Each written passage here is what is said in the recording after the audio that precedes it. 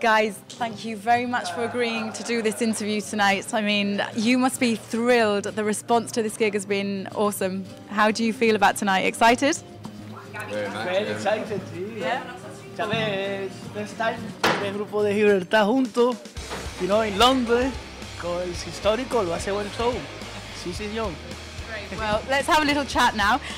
My first question, well, actually, first of all, I have to congratulate you for the raving reviews that you've been getting on your latest album, Insects.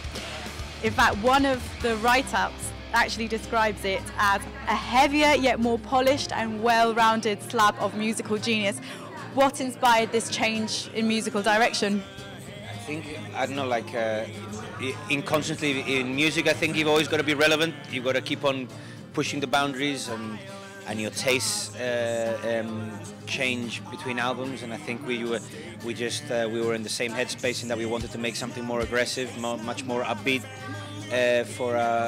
for Insects, and bit by bit, it just, you know, like the sound and the album that we created, it turned out that way. It was the only intention was to make the music a bit more exciting and interesting for us, and the byproduct of that is like, you know, the final result. And we're dead chuffed with how it's been received, and you know, like as always, we're proudest of this work as I think our finest work to date, and that's how it should always be. Absolutely, I love the album. I've been listening to it non-stop, and I have to say it's a great job. No, this is true. I'm not a liar. In fact, I'm not a liar. I'll prove it to you. The album. Do you know why? Because I've noticed that the album actually touches a lot on the subjects of war, terrorism, religion, government oppression. Is this what inspired you to write a song like The Battle of Hattin?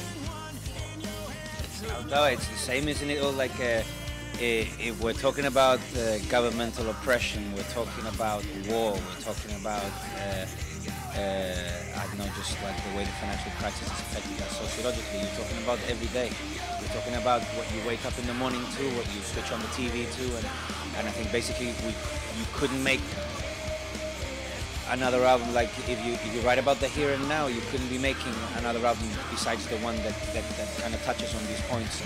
And right now, you know, war is what's going on. You know, it's all about war. It's all about money. It's all about money for war. It's all about oil. It's all about governments not paying attention to people. But it's a regular frustration that I think every generation feels with governments and elected officials and the powers that be. And it just happened. I think it's really come to a head. This album's been written and released during, you know, like the worst financial crisis that England's seen in the last 50 years, and you couldn't help but making something aggressive and kind of rather pissed off at the situation that's going on, and I think, you know, it was a complete no-brainer. We didn't have to search or trowel kind of our brains searching for inspiration for this record. You know, it was all there in front of us. Is this why you decided to include Zombie, which you obviously recorded quite a while ago? But you've decided to include it in this album. Is this why? Because it just fits in perfectly.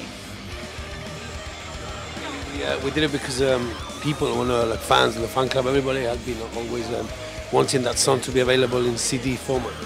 We just did it for fans and that in general. We already had our concept, but lucky for us that it fits with the concept. It's good. So I can honestly say that, as I said before, the response to the announcement of this gig has been absolutely overwhelming. How does it feel to have so many people travelling from Gibraltar specifically to see you guys? I mean, how important is local support to you guys? He colgado todo, man, que sí, quedarse en casa con el frío que hace aquí. No, I think it's always heartwarming when you can get like the appreciation and respect of your peers and of the people from back home, and if you know, and if they can bother to come over and see us, you know, like I think it just adds a bit more to the gig. We want to ramp things up even more, because it's just a really cool thing, you know, like we can play to a hometown crowd everywhere we play in the world. There's always going to be like 3 Gibraltarians who's going to make as much noise as a full crowd, so you can, every gig can be a hometown. Australia, and there was 3 Gibraltarians in the crowd. Yeah. In Japan. In Japan. Yeah. Yes. Gibraltarians travel, we're taking over the world. There's only 30,000 of us, but if we spread ourselves in the right places, no worries. Like insects, cockroaches. Weiter. After this gig, we're going to Germany for a week. Exactly. So yeah, you're heading off to Germany. How do German crowds generally differ from UK crowds? Who wants to answer that one? Hitler Yeah, Patrick. Yeah, not really, but and they are cold as that. They are cold as ice. That's true, very true. But I believe that it's a kind of audience that they appreciate, that they watch you more than jam with you. They like to watch you, what you play. They like to appreciate the music. And even though when you finish a song, you are used to big it'll be quieter, but that doesn't necessarily mean that they haven't enjoyed the song or either the gig. It's just the way that they are. So quite different than what we are used to, blooded people like Latino and all that. But it's good. Okay, so what song actually sets off the biggest crowd reaction?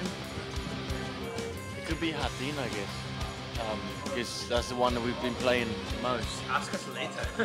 Yeah, but nowadays I think it must be Incense or Hatin, because I think that those are the songs that people know the most or the best.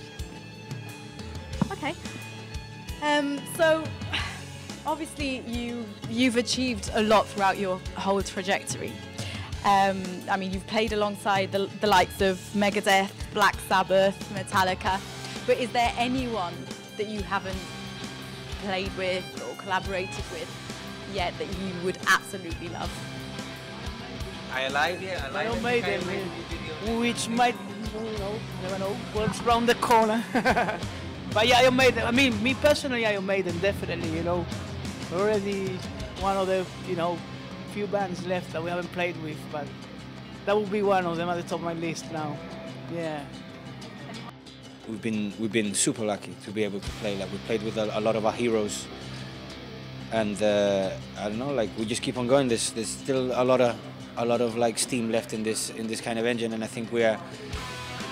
I don't know. We always end up like we're the perennial support band for like the weirdest kind of band you would ever think of. Like we've done from the Melvins to your Sabbaths to Linkin Park, Limp Bizkit, and Korn, and I think just from every genre we've kind of like really slotted in there, found a niche, and hopefully more things will to come.